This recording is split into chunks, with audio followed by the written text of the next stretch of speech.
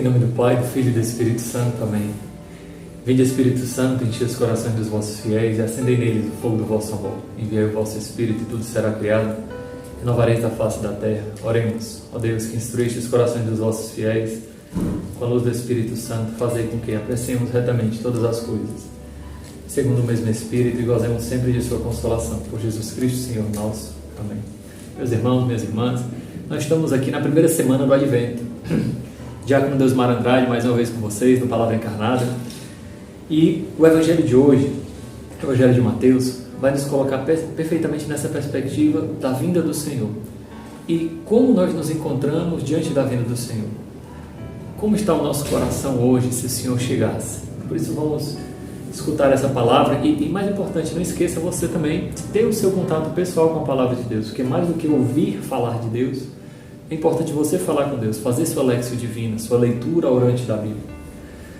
Senhor esteja convosco, Ele está no meio de nós. Proclamação do Evangelho de Jesus Cristo, segundo Mateus. Glória a vós, Senhor.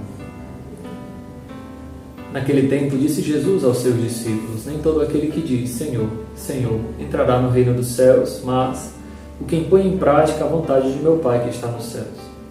Portanto, quem ouve estas minhas palavras e as põe em prática é como um homem prudente que construiu a casa sobre a rocha. Caiu a chuva, vieram as enchentes e os ventos deram contra a casa, mas a casa não caiu, porque estava construída sobre a rocha. Por outro lado, quem ouve estas minhas palavras e não as põe em prática é como um homem sem juízo que construiu sua casa sobre a areia. Caiu a chuva, vieram as enchentes, os ventos sopraram e deram contra a casa, e a casa caiu, e a sua ruína foi completa. Palavra da salvação, glória a vós, Senhor. Meus irmãos, vejam só. Nesse tempo do Advento, especialmente essas 2 primeiras semanas, a gente vai escutar Jesus falando sobre a vinda dele, a segunda vinda, como nós falamos. A primeira vinda, Jesus veio na encarnação, numa pequena gruta em Belém, mas isso escondido, porque nem todos reconheceram o Rei da Glória. Mas a sua segunda vinda será gloriosa. Virá não mais sobre uma forma de escondimento, mas de uma forma poderosa, de uma forma grandiosa. Virá para julgar vivos e os mortos, como nós professamos no nosso credo. E aqui Jesus coloca, olha, não é só falar que conhece a Deus. Para Jesus, mais importante do que falar é o ser. Nós falamos muito na comunidade, né? Não é o fazer, mas é o ser. Então, Jesus, ele mostra, olha, não adianta a gente falar, não é o que sai da boca, mas é o que está dentro do coração. Claro, de fato, o coração, a boca às vezes fala do que o coração está cheio, mas não é uma maneira hipócrita. Senhor, Senhor, nem todo aquele que diz Senhor, Senhor entrará no reino dos céus. É necessário colocar em prática os mandamentos. Amar a Deus é fazer a sua vontade. Muita gente diz que ama a Deus, mas não faz a sua vontade. Quem diz que me ama e não segue os meus mandamentos é mentiroso. Não é um amor afetivo, né? Quantas vezes a gente entra na casa das pessoas para visitá-las, né? Isso no interior principalmente, elas dizem, não, Ave Maria, Deus acima de tudo, Ave Maria, né? Não, mas você vai para a missa, filha? Não, você se confessa? Você sabe, né, padre? Uma vez fui me confessar, não sei o que lá. Vocês entendem? Existe uma disparidade entre o falar e o ser. E o mais preocupante é que essa disparidade ela não existe somente de uma forma hipócrita ou dissimulada. Às vezes, infelizmente, nós somos enganados pelaquilo que nós mesmos falamos. Essas desculpas que nós damos para os outros muitas vezes são reflexos do nosso coração, da nossa consciência pervertida. Vejam só, não colocamos Deus no centro da nossa vida, mas pensamos que porque fazemos isso ou aquilo, achamos que temos a garantia da salvação. E esquecemos que, de fato, a salvação não é garantida para ninguém porque é graça de Deus, tudo bem. Mas uma graça que exige que nós vivamos conforme essa graça. Porque, vejam, a graça de Deus não é algo externo a nós, mas é algo que age dentro do nosso coração e, portanto, leva-nos a ter uma vida diferente, como um amigo que ama as mesmas coisas que o outro amigo. E é por isso que eles são amigos. Um homem que ouve a palavra de Deus e não a põe em prática, ou seja, aquele homem que, vamos dizer assim, né? Deixa com que a palavra de Deus entre no ouvido e saia pelo outro, está direto escutando rádio, músicas católicas, pregações, podcasts, mas não coloca em prática. Isso não vale nada para Deus. É o que ele está dizendo aqui, não sou eu, veja. É como um homem que construiu sua casa sobre a rocha. A tempestade virá e derrubará essa casa.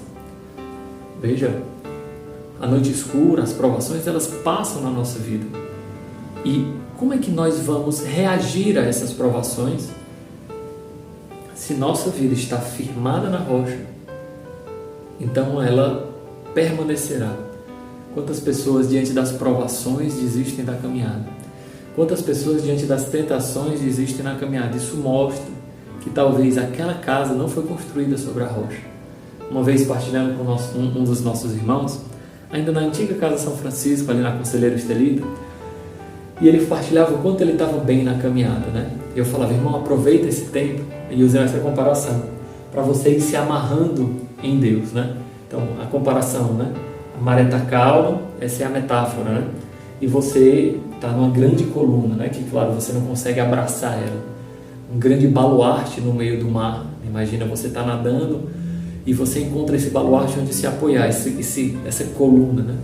Então, quando a maré está fraca, né? Você consegue lançar a corda e se amarrar naquele baluarte. Para quê? Para que quando a maré chegar, você está amarrado. A maré braba chegar, você está fixo ali.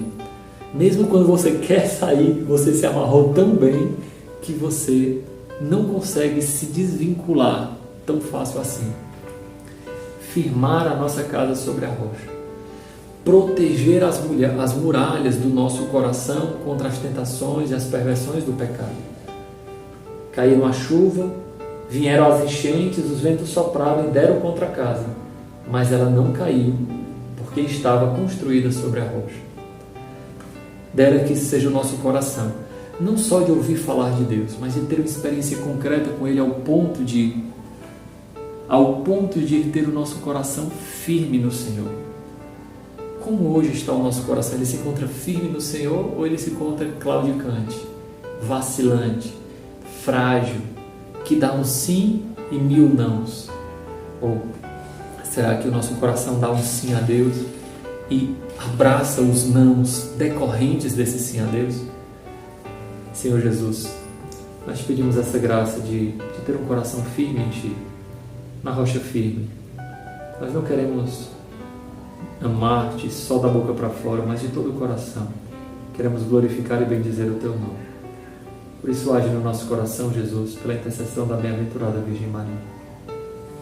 Vossa proteção recorremos, Santa Mãe de Deus.